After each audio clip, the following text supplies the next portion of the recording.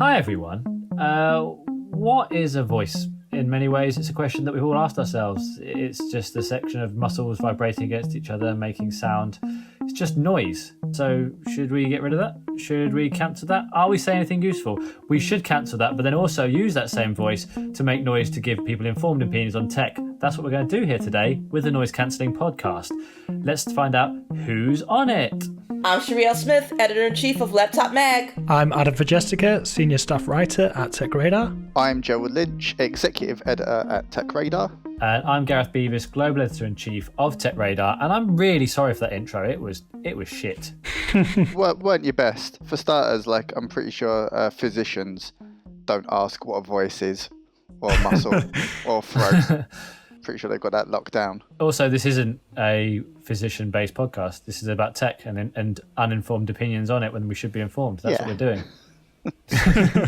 How is everyone today in this lockdown day 4000? Pretty good. I was up until 4 o'clock writing reviews, so just wired off of just nervous energy. I had a late tech-related night as well. I accidentally drank a large bottle of beer that was 10% in volume, which when I read the back said you were meant to drink it out of champagne flutes.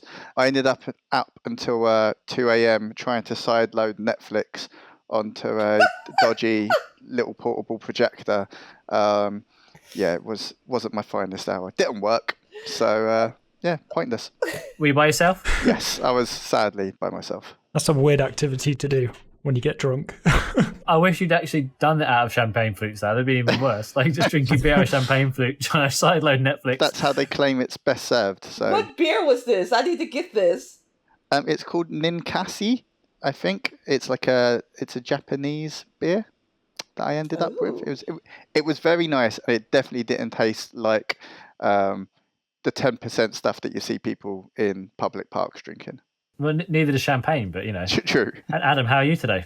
I'm good, thank you. I mean, listeners can't see it, but you're looking quite dark. Oh, good. It's because I haven't got my soft spotlight on in the shadows. I thought it'd be appropriate considering one of the topics we're talking about later. Indeed. But yeah, I had a Japanese beverage as well last night. I had some Roku gin, which is very nice, very crisp.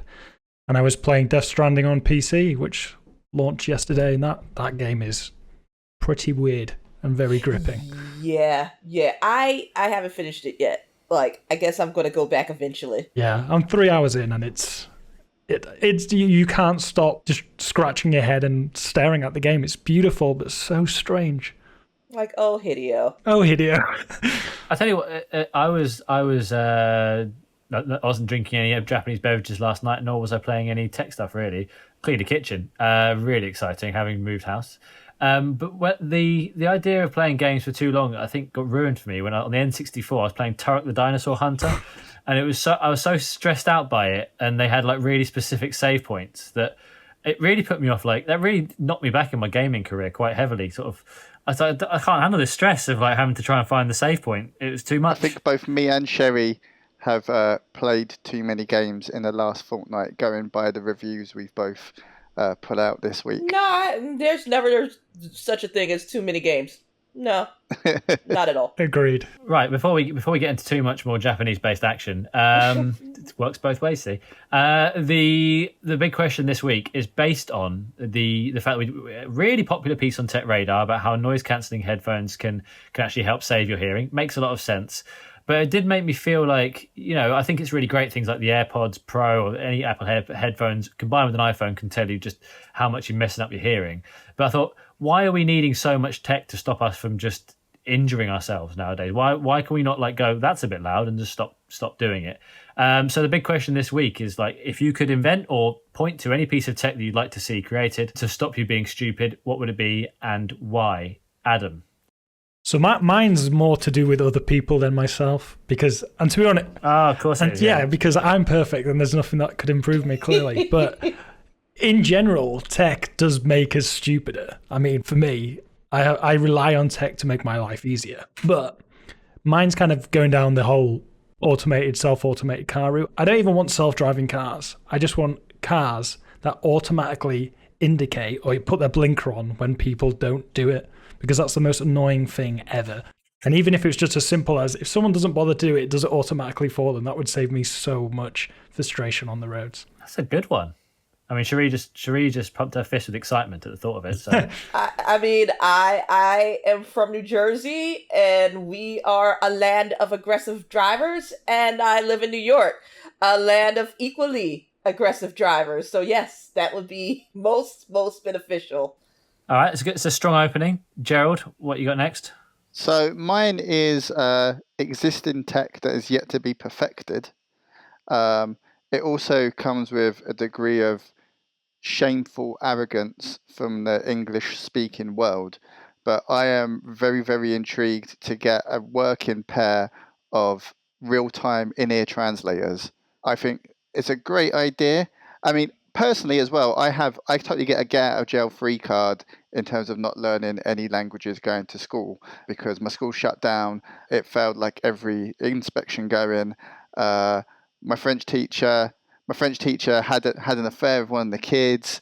Like it was, What? it was a right mess. So I was never going to learn it the conventional way, right? So that's not on me now. But as I travel the world, like it would be so great to be able to engage on a level playing field with people from other cultures when I'm traveling. So I think that'd be really good if we could get that to work well. And it's nearly there. There's lots of in-ear earbuds that are almost doing it. Lots of good translation apps, but it's still not perfect. And also, people need two-way. You have to give earbuds to the person you're talking to as well. The funny thing is that most people in the world have English as a second language, so it's it's not my problem. But they'll probably speak to you in English then, if that's the case. Yeah, but it's about being friendly around the world, isn't it? So what? So you'll listen to them in their language, but you won't speak back to them. I haven't thought it through properly, right? But I'm sure there's a user case for it out there. And anyway, but if you see them in action, these real-time translators, and I've seen people using ones that offer the words written out on the screen and then showing it to people and stuff. If we can get to a point where that's like audio-based and accurate, I think that'd be really good for everyone. It'd be the Tower of Babel all over again, but hopefully without the wrath of God at the end of it. Sherri, you look like you had thoughts. Well, I'm sad that we don't have time to delve into Gerald's school. Because I feel like there's an hour worth of content right there, but there is, trust me. For the police. But the idea that I have, like, in a perfect world, this would be unhackable. This would be like, as soon as you did anything, it would immediately erase.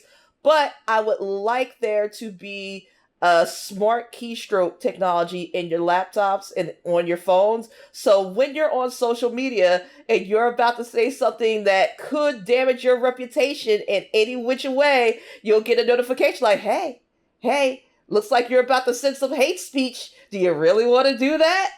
Like, hey, looks like you're about to try to send some revenge porn. That's an arrestable offense. Do you really want to send that? Like a you might be cancelled warning from Twitter. Indeed. Very good. That's the same kind of thing. We'll talk about the privacy implications that maybe one day, but the freedom of speech. But the other side of that would be, it's after 9 o'clock. It knows you're in the pub or the bar, and it's like, oh, messaging an ex, are we? Are we sure? Yes. Or worse still, messaging yourself, which is what I did one time. I had a whole conversation with myself in a Wetherspoons. So every time I text, I then put my phone in my pocket and it vibrates. I'd be like, great, someone's messaged me. And then I'd pick it up. And somehow I managed to keep this conversation going because it was just stuff like, where are you? Oh, I'm at the bar. I'm also at the bar. And it went on far too long until the next day. Adam, were you in the meeting the other day when I accidentally triggered my Echo speaker to record my own voice and then play it back to me, which I didn't realise I'd done? And then I got really freaked out thinking there was someone in my house. Oh my God. Wow. I mean, there's so much tech to invent here. I mean, I also saw the picture you sent your mum where you photoshopped yourself onto yourself and said, Mum, look at my delivery driver. Oh, God. It looks just like me. She got a bit freaked out. Yeah, I'm not surprised because it was Rightfully you. so. I also like the fact that Sherri's just turned on a light and it's done very little to the lighting situation there, but just to really mug off Adam. I tried. I can go full beam if I have to. I'd have to get up and reach for it. I've changed my Apple thing to Enter the Dragon, so it lights up everything when I walk in. That's pretty. I can't That's say the pretty words. arrogant. That is.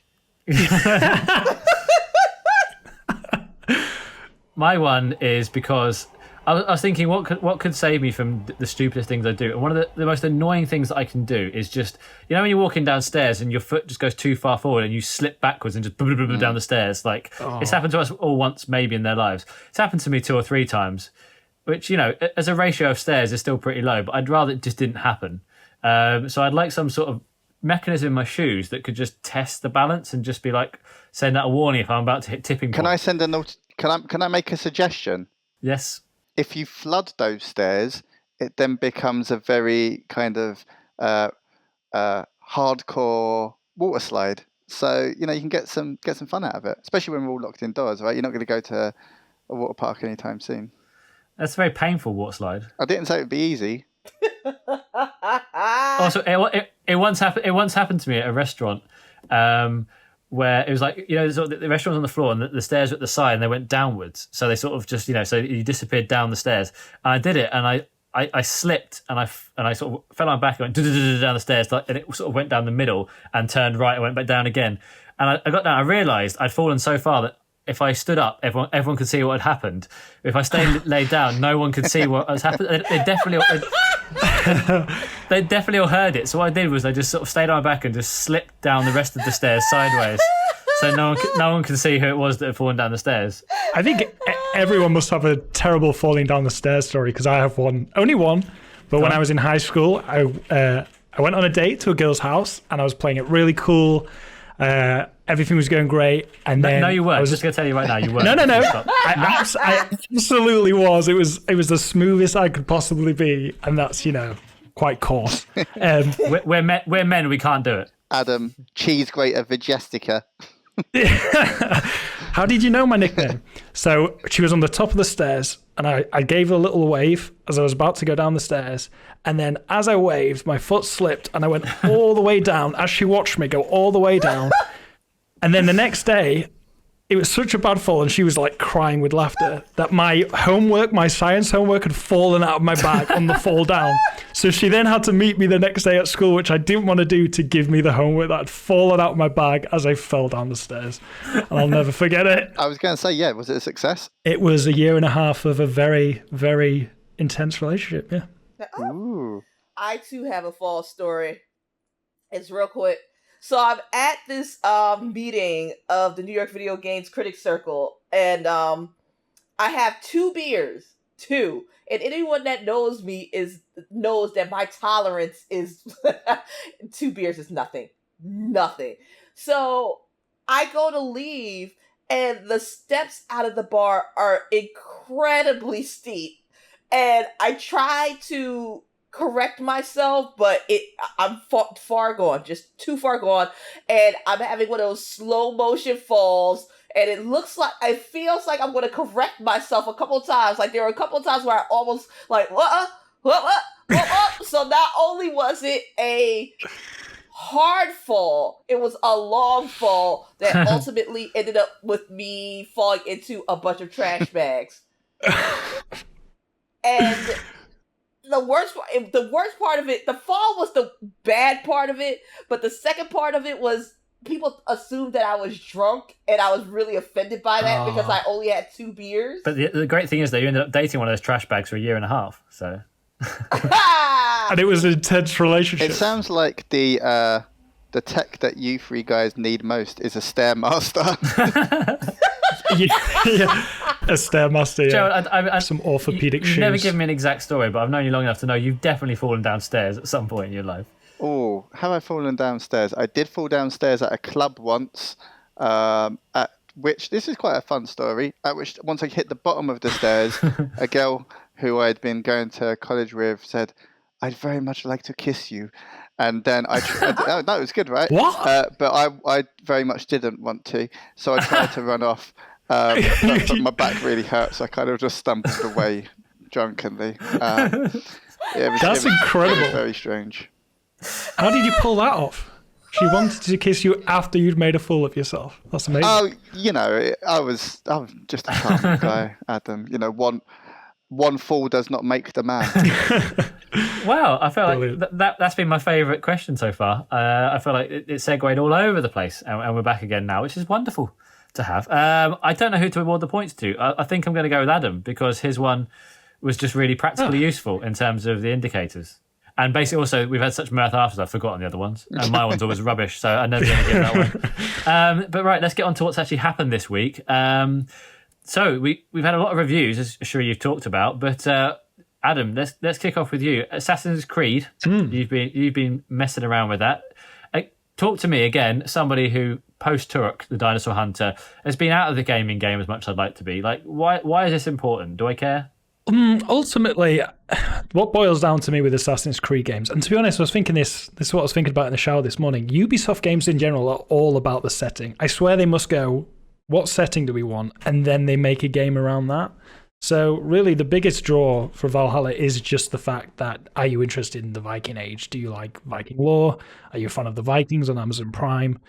Do you want to be part of that world? And if you don't, then I don't see why you'd really gravitate towards an Assassin's Creed game, because I don't think they do stuff that other games do as well. Like the combat's okay, the stealth's okay, the stories are okay.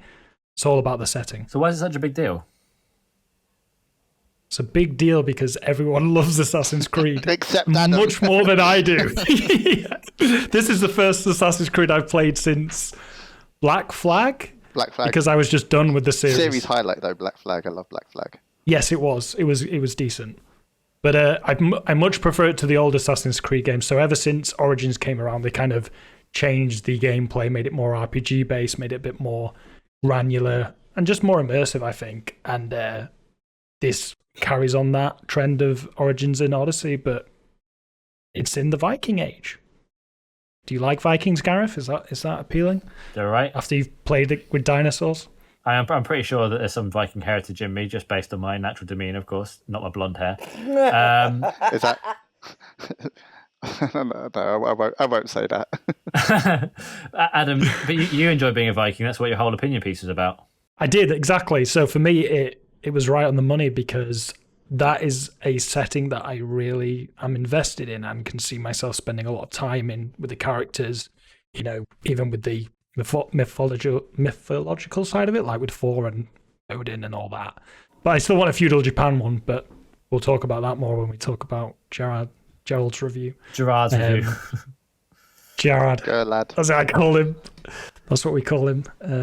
But yeah, no, it's good. It's good, but like I said in my piece, if you've played Assassin's Creed, if you're tired, if you're still hours and hours into Odyssey, you're not going to rush out and buy Valhalla, I don't think. Well, I'm bored of that. You've not sold it to me. Sherri, can you talk about Watch Dogs Legion? Good. I wasn't trying to.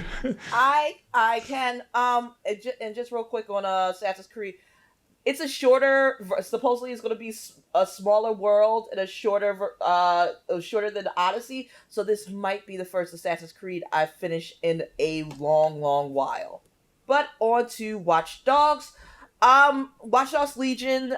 This will be the first in the series to hop across the pond and go international. So it will be taking place in London. London, baby. And it will also be the first to let you recruit anyone, and I mean anyone in the game. So no NPC is safe from being a member of DedSec, which is a really cool conceit, and they've vastly improved the driving mechanic. I'm not sure if the mechanic is going to hold up over the course of the game. That is what worries me. And so, again, this is me showing my lack of knowledge. From what I understand, Watch Dogs is all about hacking, right? Doing some hackings. It all hacking. It's basically about this weird group called DedSec. Like, I guess they're white hat hackers, and they're raging against the machine that is CETOS, which is this operating system that governments are putting into city infrastructures that like are built into everything: your cell phone, your records, raising and lowering bridges. Even if you have a car with technology in it, you can hack a car. And this can be dangerous in the wrong hands, and DedSec exploits that by showing people just how dangerous it is, so they will get rid of CTech. But CTOS never goes anywhere, so I don't know. I don't think they're very effective. Listeners, you can't see the fact that Sherri just, when you sort of reach for a word and you wiggle your fingers and go, what's that word? And Sherri just did that for the word technology, which worries me a little bit. I feel like you should know that.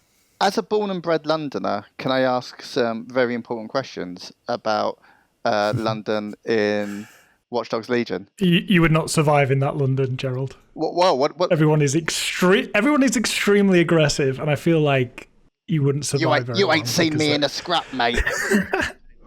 Yeah, but like a lot of cursing, It's like, oh my god, yeah.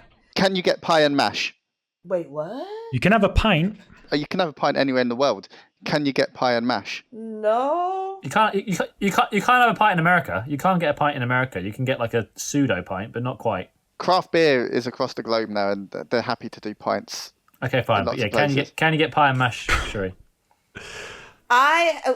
No, but I really wish we did. Like there was this one golden year where we had this store that was doing meat pies, and it was all over the place, and it was glorious. And then it went out of business, and my heart was broken because I was doing steak and peas pie like nobody's business, and then they did this curry chicken one.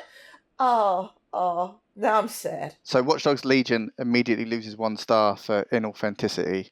What? Yeah. What about the bikes that you can rent? Can you rent bikes? I mean, you don't rent them; you just pick them up and scoot your ass on down the road. Doesn't seem right. You should be able to rent them and put them back in allocated docks at the right time after spending the right amount of money. So that's another star gone. My favorite part of Watch Dogs has always been like hacking into NPC phones and seeing what little details will come up about them. It amuses the little voyeur in me. Like, oh, this NPC is like they are going through a divorce, or this one might be a stalker. Like it like that's always been my favorite part. Sounds like pretty much like my London life, to be honest. Well, okay, fine. Ghost of Tsushima, Gerald. Yes. You've been playing that. Sherri, I know you've been playing that as well. Like this one, I'll be honest, you made it sound like it was a very good game, but also not. I was quite confused. Me? Yeah. I think it's definitely a matter of context. A taste was left in your mouth, I felt. So for those who aren't aware, Ghost of Tsushima is basically the last big exclusive for the PlayStation 4. How have you not learned how to say the word Tsushima yet? Tsushima, I said that. Yeah, you still stumbled. Tsushima. Ghost of Tsushima. The game about the ghost man. Yeah. No, Ghost of Tsushima is. Why are you laughing? Do you want my input, Gareth? Do you want my input? Contractually, yes, I do. So it's basically an open world. It's the last big exclusive that the PlayStation 4 is going to have ahead of the PS5 coming. So it's very important to sort of see as a swan song to that console generation. It's made by Sucker Punch, the people who made the Infamous series, and it's an open world game very much in the same mold as the Assassin's Creed games, except it's set in feudal Japan, and you play as a wandering samurai trying to retake his homeland from a Mongolian invasion force. I really liked it. It's not without its faults, but it's one of the most beautiful games I've ever played. And providing that you haven't burnt yourself out on some of the big hitting games in the genre of the last decade, Red Dead Redemption 2, Witcher 3, Turok, obviously. Turok. I think there's a lot of fun to be had, but I think you may find that it's a little bit too familiar in some of its approaches to the conventions of open world games that could eventually make you feel a little bit burnt out. However, the way that this world is rendered is truly beautiful. You've got like amazing Shinto shrines to explore, golden fields, cherry blossom trees with the leaves on it. It does some really interesting things with having an immersive UI, and it has some really interesting things with clever navigation tools that don't obscure you as you're playing and exploring this really interesting world. Combat is great. It's just that none of it is anything you haven't done before in other similar open world games. Whether or not that's a problem for you depends on the mileage you've had with other open world games, basically. I do agree. Like, I feel like some of the collectibles, they should have had more weight to them. Like, there's there are sites throughout the game, and it is one of the prettiest games that I have played on PlayStation. Like, if you have a PlayStation Pro, I highly guarantee you need to play this game. Like, 4K HDR, just balls to the wall pretty. But I do, like, there are places in the game where you make your own haikus, and that is just a beautiful experience. You're looking at the scenery and contemplating on certain things, and you get a headband, which would be cool if the headband did something besides be ornamental. Yeah. So, and it's just like filler. So it's just like, oh, this would have been this is a great mechanic, but you needed to put more weight on the reward. Other than that, yes, feudal Japan. It is basically Assassin's Creed in feudal Japan, but with much better sword fighting. Like, there are legitimate duels, and they are badass. And like it's kind of like Assassin's Creed, Far Cry, Tenchu Stealth Assassins, and Devil May Cry had a baby. Because they're like, you have different combat styles, and you've got to switch them on the fly, and and the story was really compelling for me. Like, and I wish that they had put a morality tree in there, like in Mass Effect, when you can play as. There wasn't a morality tree in Turok, Sherri. Well, you can play either. Anyone who kills dinosaurs is just evil. That's. I mean, but they're trying to eat you first, so. Whatever, but like, you can either play as the white knight guy, or you just go full renegade and just like do whatever. Like, the whole conceit of this game is that you are supposed, like, you're a samurai, and samurais have this honor code that you're supposed to walk, and like, you know, when all that kind of goes out the window when the Mongols come, because they're just doing wild stuff. And you have to figure out what you're going to do to save your island. And you end up doing some stuff.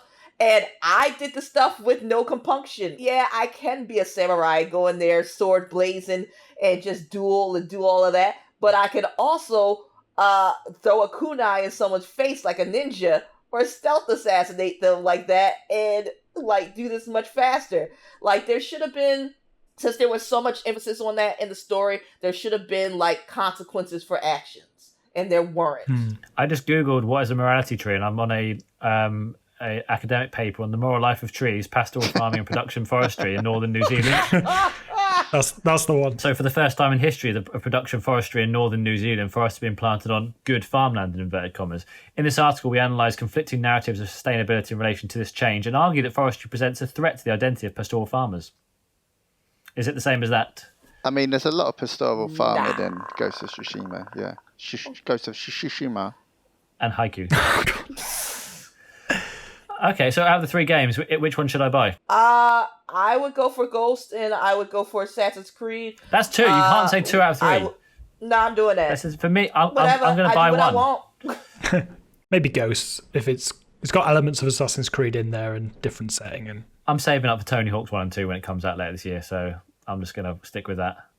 I'm very excited by that. I mean, I was let down by the GoldenEye remake, thinking that would be like bringing back my childhood. It wasn't. I'm still upset by that now. What was the most recent game you've played, Gav, that wasn't a remake?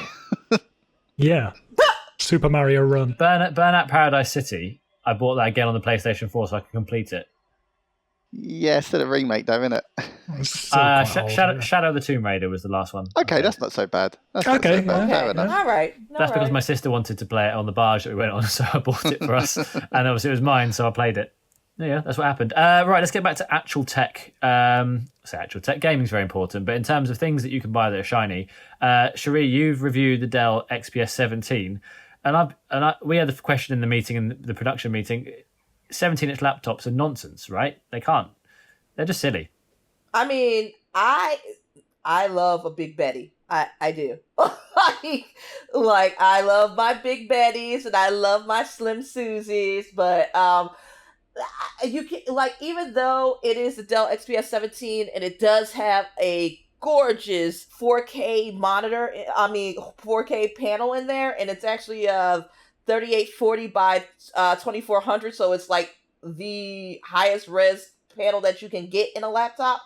It's not actually 17 inches because the actual dimensions is like 14.7 by 9.8 by 0.8 inches. So it's not technically a 17-inch laptop, but it is because of the display and Dell's design magic. And a lot of companies are going that route. So you have 17 inches that aren't actually 17 inches, which it kind of boggles the mind. But barring that, like if you're looking for a real MacBook Pro 16-inch replacement, or you just can't stand Apple, this is the way to go.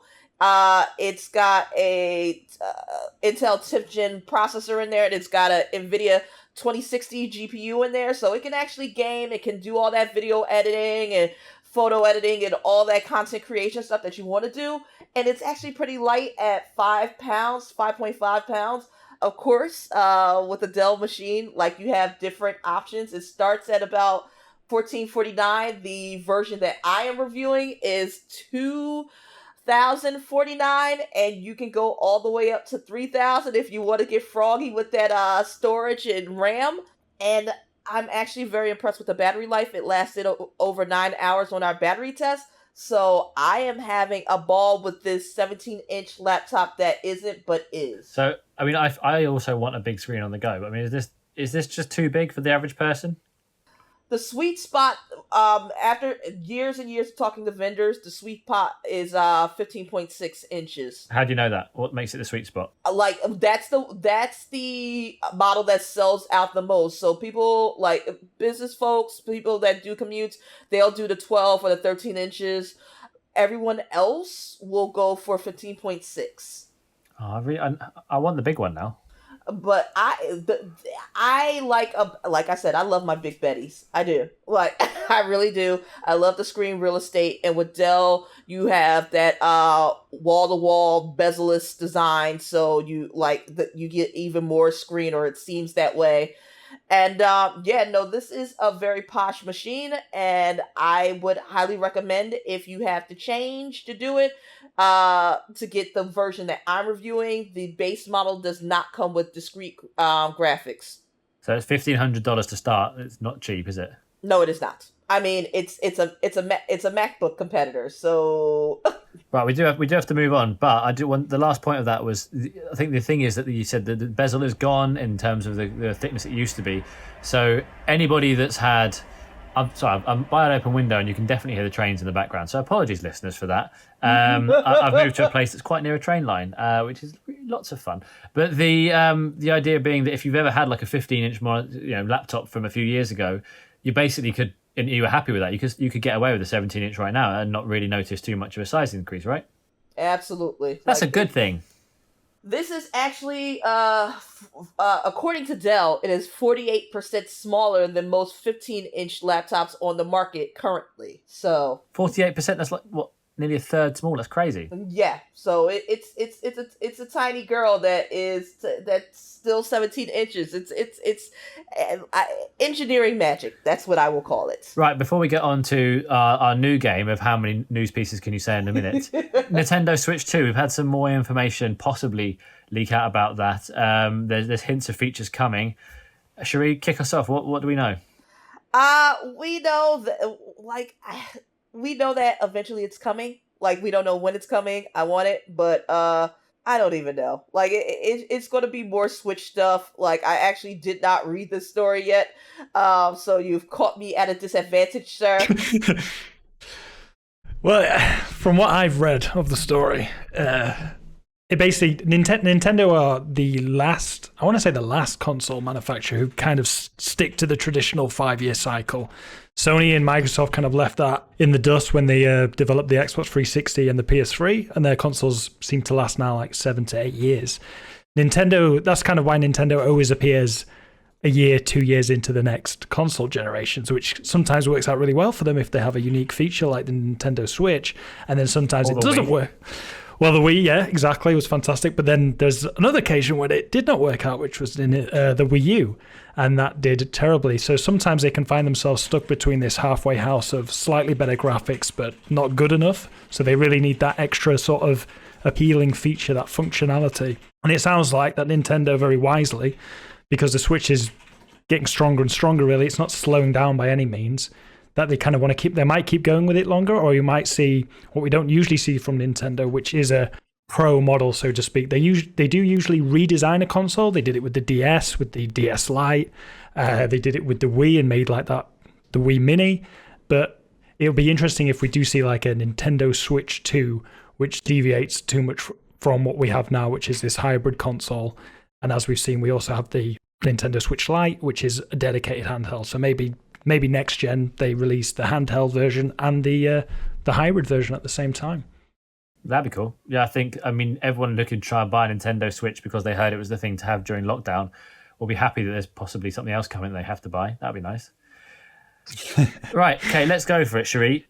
Last week, so Gerald and Adam, last week we invented a new game where I thought it was really great when I was off that I could hear all about the news that I didn't catch up on, because when I was moving house I wasn't as engaged with the tech world as I normally am, but still a big fan obviously, so I got a good chance to catch up, and I thought, how could we smush more of that into this podcast? So our new game is, how many news stories can you describe in 1 minute? I managed 11 last week, and Sherri's now going to go and try and better that, and I'm sure she will, because it wasn't a good result for me. I didn't try hard enough. So Sherri, are you ready? No, but we're going to do it anyway. Right, 3, 2, 1, go. Garmin watch is going to come with an indefinite battery life. It will be solar powered, and using the power of the sun, this watch will not lose battery life. You can wear it forever, supposedly. Next, Microsoft Surface Book 3 plagued with a headphone jack buzzing noise. Like certain Surface Book 3s, if you plug in your headphones, you will hear this annoying buzzing noise. People have returned their Surface Books to no avail. Apparently someone found a solution in updating an Intel driver. Oh, Intel, always messing things up. Next, everything you want to know about Avatar 2. I didn't know I wanted to know about Avatar 2, but apparently it's coming out December 17th, 2021, for better or worse. We'll see how that goes. It's basically Pocahontas with blue people, or if you are a 90s kid, it is Fern Gully. Windows 10 fails, so Windows 10 the May update will not install on certain machines, and no one knows why. Apparently, Microsoft is saying that. Damn, you got 4. You have 4. Oh well. As you started describing the Garmin watch, I was like, this is going to be a stretch. Yep. All right, next time. Okay, well, I think we've got something to work on. It's nice. It's great. Right, okay, let's take a break quickly. And I think when we come back, we've got 2 unpopular opinions to unfurl. So we'll speak to you all after this. And we're back. Right, let's go to the final section of this wonderful podcast. I'm having a lovely time with you guys. Thank you for all your candour and thoughts. Unpopular opinions.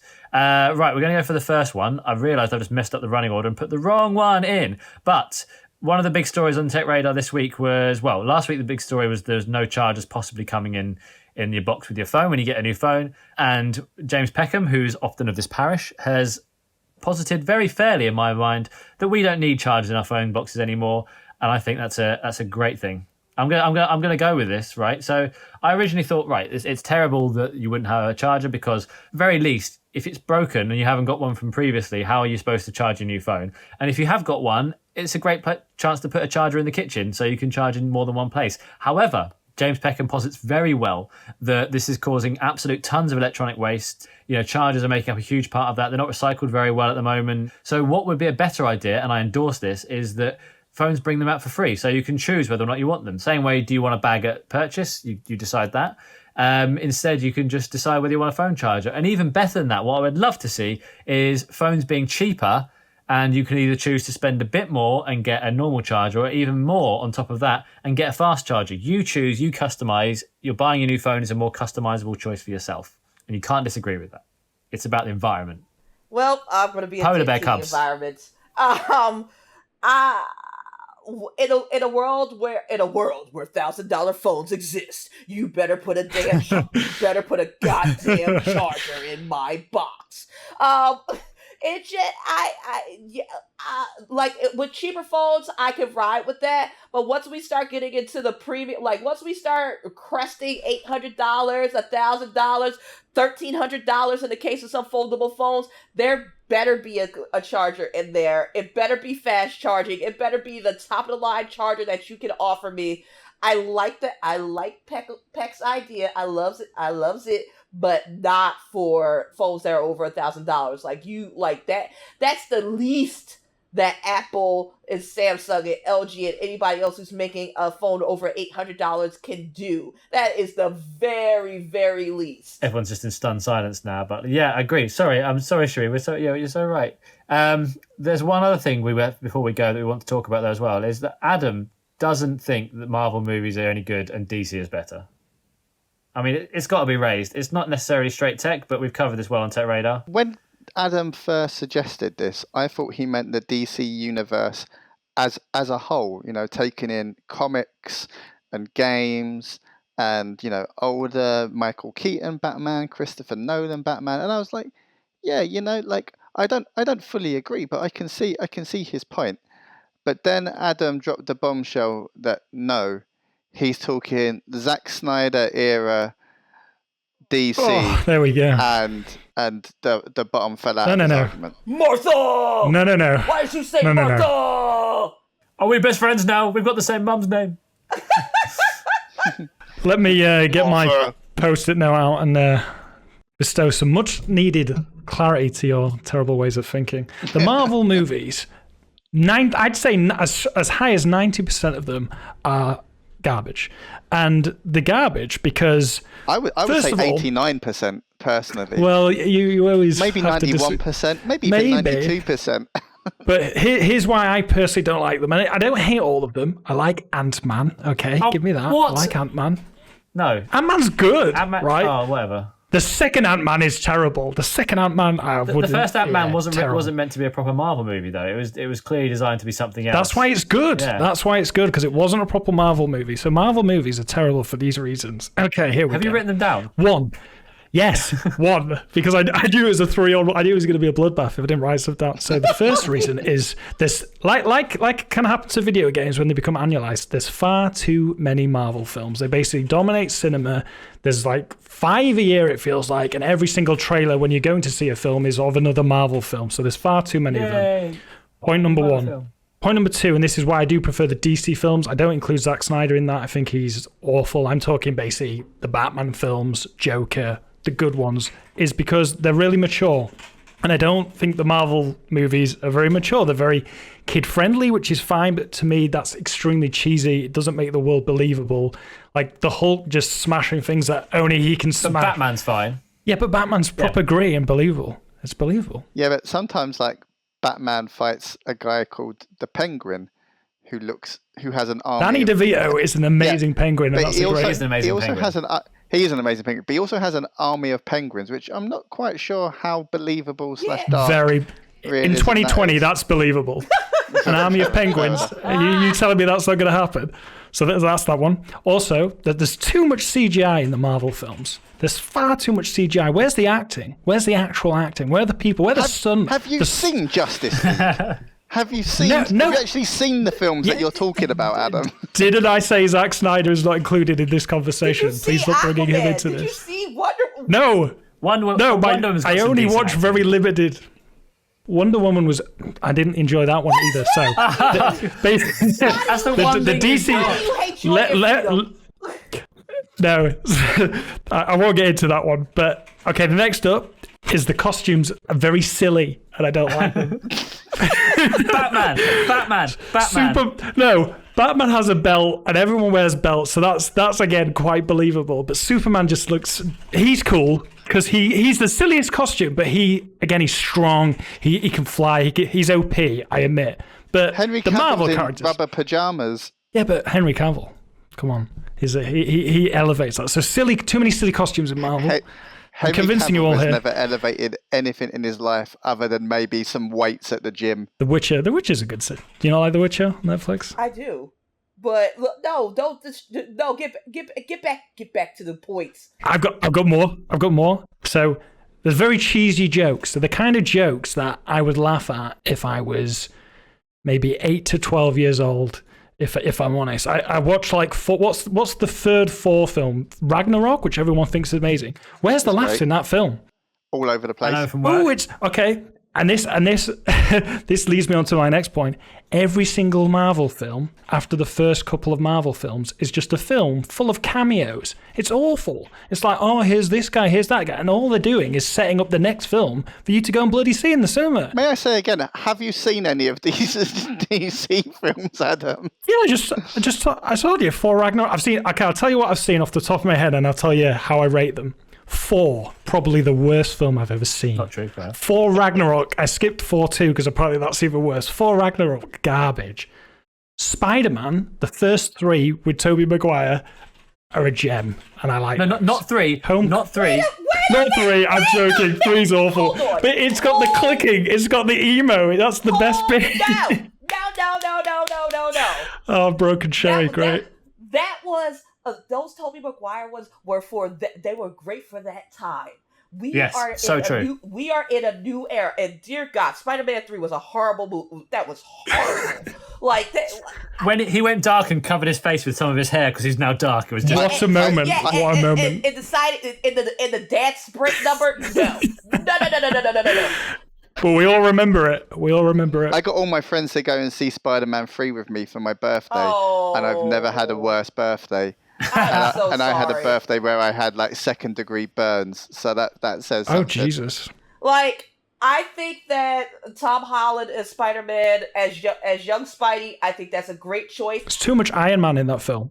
I don't like that part, but as a Spider-Man, Tom Holland, he's a good Spider-Man. He's a great Spider-Man. I think that Andrew Garfield was a better Spider-Man. He gave you Peter Parker, and he gave you Spider-Man. I think he was the best Spider-Man. He just got crappy movies. He just got shitty movies. So the Spider-Man films are good, and I think that's because Sony works on them and not Disney. Tobey Maguire's Spider-Man. Tobey Maguire's Spider-Man is the best Spider-Man, except the fact that you're meant to believe that a 32-year-old man is at high school. Yeah, no, none of that. None of that. It was. He'd get arrested. It was good for its time. Like Tom Holland as Spider-Man, that's a better work.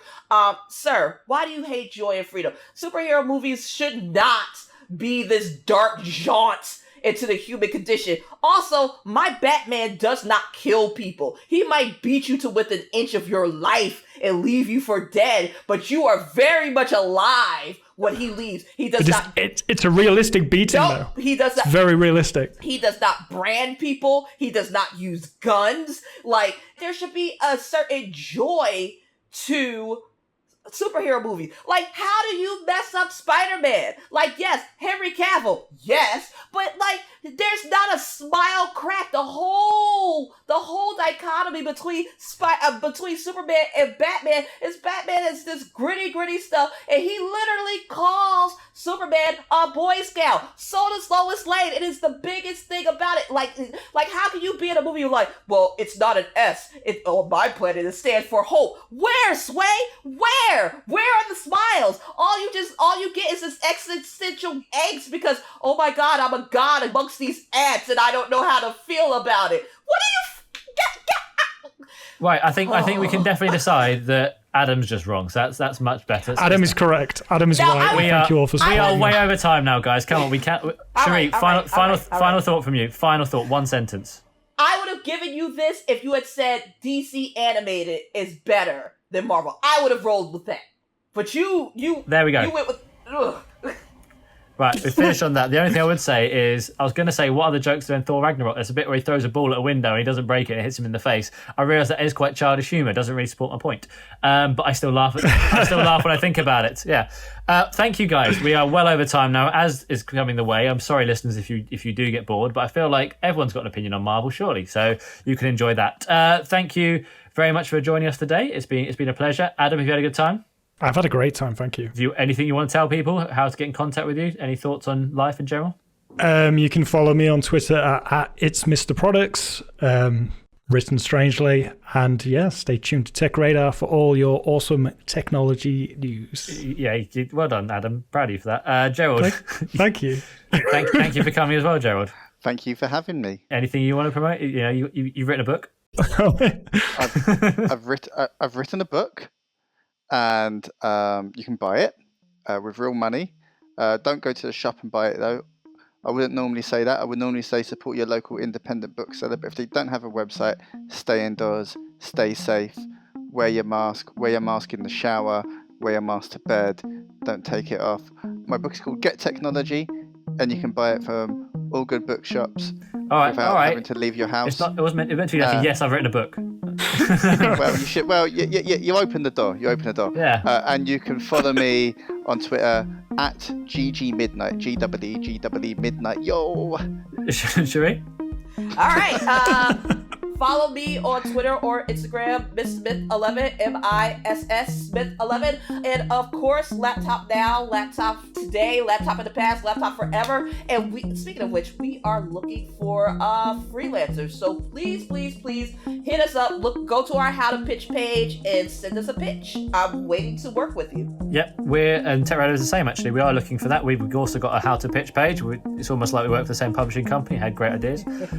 So please find that from us as well. I'm Gareth Beavis, Global Editor-in-Chief of TechRadar, as we know, the greatest technology website that's ever been created. Probably not sure if I can qualify that with actual stats, but it's very good. Please come and enjoy. I'm Super Beav on Twitter, and once again, this has been the Noise Cancelling Podcast. We are part of the Audio Boom Originals Network. Please do check out other fine podcast fare from those lovely people. And it's just saying thank you very much for listening, and we look forward to hearing from you again. And if you did like this, please give it 5 stars. If you sort of like it, give it 4. If you're undecided, give it 3. If you don't like it, just ignore this. Don't make it worse for us, okay? Thanks very much, and I will see you all soon. Bye. Bye. Bye. Bye.